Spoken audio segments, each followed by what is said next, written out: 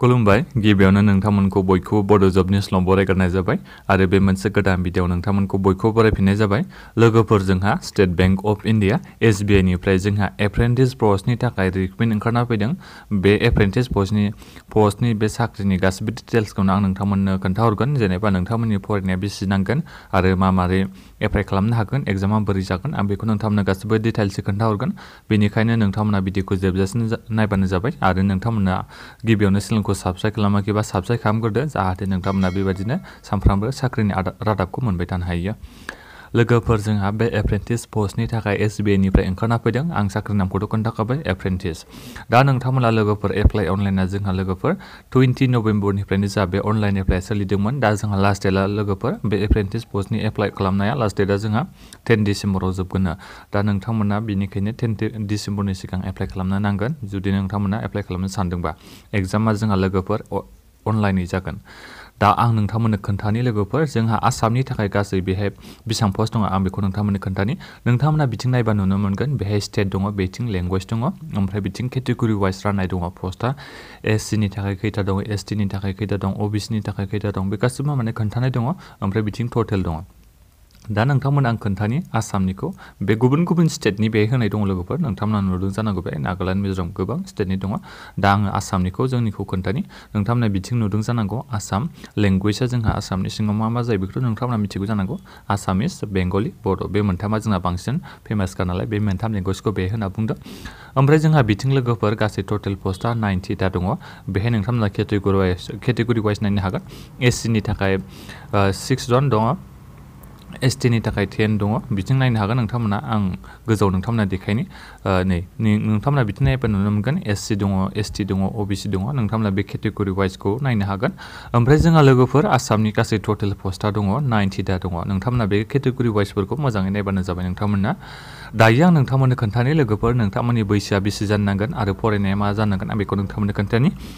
बेखौ खोन्थानायनि सिगां आं नोंथांमोननो गिबियावनो खोन्थागोनसै लोगोफोर जोंहा आसामनि सिङाव थानाया बबेयाव जोंहा माने एग्जामखौ लानाय जागोन एबा माने लोगोफोर आरोबाव मोनसे खोथाबाव जोंहानो आसामनि सिङावथ' जोंहा गोबां डिस्ट्रिक्ट दङ। बे डिस्ट्रिक्ट वाइस आरो बेहाय गासै 90टा पस्ट दङ नालाय बे 90टा पस्टखौ लोगोफोर जोंहा जोंनि बे आसामनि सिङाव थानाय गुबुन गुबुन डिस्ट्रिक्टआव राननाय दंबावो। जेरै बरपेटायाव 7 पस्टनि थाखाय दङ, बङाइगावआव 7 दङ, क'क्राझाराव 7 पस्ट दङ। बेबायदि गोबां राननाय दंबावो आरो नोंथांमोना बे डिस्ट्रिक्टफोरखौ नायनो हागोन। आसामनि सिङाव खैथा माने गुबुन गुबुन जायगायाव बे पस्टखौ राननायखौ नोंथांमोना नायनो हागोन। नोंथांमोना बेखौ नटिफिकेसननि लिंकखौ भिडिअनि डिसक्रिपसनाव मोननो हागोन। नोंथांमोना चेक खालामनानै नायनो हागोन। लोगोफोर आं गिबियावनो नोंथांमोननो खोन्थानि एप्लाइ खालामनो थाखाय नोंथांमोननि बैसोआ बेसे जानांगोन ना। लोगोफोर नोंथांमोननि बैसोआ 20 बोसोर जानाय जाथारनांगोन। नोंथांमोना 20 बोसोर जानाय जाथारनांगोन। 20 बोसोर नोंथांमोना जायाखैबा एप्लाइ खालामनो हानाय नङा। 20 बोसोर जानायनिफ्राय 28 बोसोरनि सिङाव थानाय गासिबो हौवासा हिन्जावसा गासिबो केन्डिडेटफ्रा एप्लाइ खालामनो हागोन होनना बे बुंदों। आरो बेहाय लोगोफोर एजनि रिलेसन होनाय दंबावो, नोंथांमोना नायनो हागोन। SC, ST, PWD, OBC फोरनि थाखाय नोंथांमोना बे नटिफिकेसनखौ फरायनानै मोजां नायबानो जाबाय। नोंथांमोना जुदि सोरबाफोर डिसेबिलिटि दङबा एबा PWD बा नोंथांमोना नायनो हागोन। बेहाय माखासे डिटेल्स होनाय दङ PWD निखौ। दा नोंथांमोना एप्लाइ खालामनो थाखाय नोंथांमोननि फरायनाया बेहाय नुदों जानांगौ लोगोफोर educational qualification graduation from A recognised university institute. नोंथांमोना लोगोफोर बेखौ एप्लाइ खालामनो थाखाय मात्र ग्रेजुवेटल' जानांगौ। बेहाय जेबो आर्टस, कमार्स, साइन्स बिदि जेबो माने स्ट्रिमनि खोथा गैया लोगोफोर। मात्र नोंथांमोना ग्रेजुवेटल' पास जानाय जानांगौ। जुदि नोंथांमोना ग्रेजुवेट पास जाबानो एप्लाइ खालामनो हागोन। बेहाय जेबो मार्कनिबो माने पार्सेन्टेजआ जेबो रिक्रुटमेन्ट गैया, जेनेबा बेसेबां पार्सेन्टेज नांगौ बिनि जेबो होनाय गैया। मात्र नोंथांमोना ग्रेजुवेट पास जाबानो बेखौ एप्लाइ खालामना लानो हागोन। लोगोफोर जोंहा बेहाय मोनसे माबा दङ, नैबे नोंथांमोना नायनो हागोन दुरेसन अफ ट्रेनिं। जोंहा लोगोफोर 3 इयार्सनि ट्रेनिं जागोन ना। बे 3 इयार्सनि ट्रेनिं जानायावनो नोंथांमोना सेलारिखौबो मोनगोन होनना बे बुंखादों। आं नोंथांमोननो सेलारिखौबो खोन्थानि लोगोफोर। सेलारिया ओरैबायदि जागोन लोगोफोर, नोंथांमोना फार्स्ट इयार जेनेबा जोंहाथ' 3 इयार्सनि ट्रेनिं जागोन होदों नालाय, बे 3 इयार्सनि ट्रेनिं जानायाव फार्स्ट इयाराव नोंथांमोना बेसेबां मोनगोन ना सेलारिखौ 15,000 नोंथांमोना मास मोनसेयाव पार मान्थ नुदोंना नोंथांमोना पार मान्थ होनदों। नोंथांमोना 15,000 मोननो हागोन सेलारिखौ फार्स्ट इयाराव, बे 3 इयार्सनि फार्स्ट इयाराव।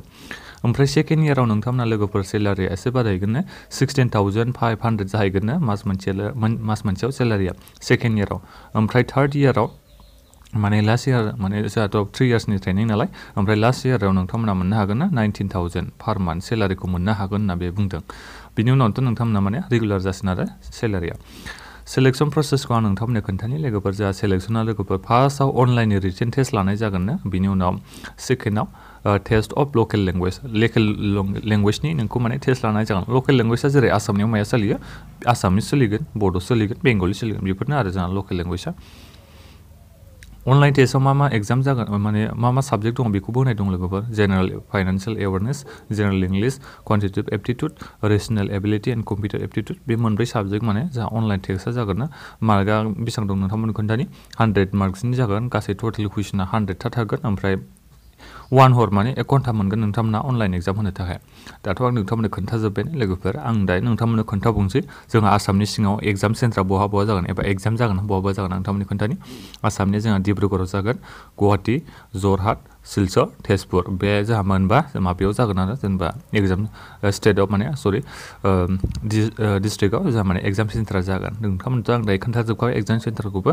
दा एप्लाइ अनलाइननि लिंकखौ नोंथांमोना भिडिअ डिसक्रिपसनाव चेक खालामहैबानो जाबाय आं भिडिअ डिसक्रिपसनाव एप्लाइ अनलाइन लिंकखौबो होनानै दोनदों आरो बे नटिफिकेसननि लिंकखौबो आं नोंथांमोननो भिडिअ डिसक्रिपसनाव होनानै दोनखादों नोंथांमोना गिबियावनो एप्लाइ अनलाइन खालामनायनि सिगां बे नटिफिकेसनखौ मोजाङै फरायजोबग्रोबानो जाबाय एग्जाम प्रसेसआ माबोरै जागोन बेखौ गासिबो डिटेल्स होनाय दं बेहाय मारै जागोन मेडिकेल एग्जामिनेसन जागोन लास्टाराव जुदि नोंथांमोना सिलेक्शन जायोबा मेडिकेल एग्जामिनेसनबो जागोन नोंथांमोना नायजोबबानो जाबाय गासिबो डिटेल्सै बेहाय होनाय दङ माबोरै मेडिकेल टेस्टखौ लानाय जागोन बेखौ गासिबो होनाय दङ ओमफ्राय लोगोफोर एप्लाइ अनलाइन खालामनाय समाव जायफोर बिथांमोना जेनेरेल ओबिसि इडब्लिउएस बिथांमोना 300 होनो नांगोन एप्लिकेसन फिस हिसाबै नाथायबा जायफोर बिथांमोना एससि एसटि पिडब्लिउडि बिथांमोननि थाखाय एप्लिकेसन फिस गैया बिथांमोना फ्रियैनो अनलाइन एप्लाइ खालामनो हागोन एबा माने पेमेन्ट खालामनांगौनि गोनांथि गैया अनलाइनै नोंथांमोना चेक खालामहैदो एप्लाइ अनलाइन खालामनो थाखाय भिडिअ डिसक्रिपसनाव होनानै दोनखादों होनखाबाय आं गिबियावनो ओमफ्राय गिबियावनो नोंथांमोना बे नटिफिकेसनखौ डाउनलड खालामनानै लाग्रोबानो जाबाय आं नोंथांमोननोथ' खोन्थाखादोंमोन लोगोफोर लास्ट डेटआ जोंहा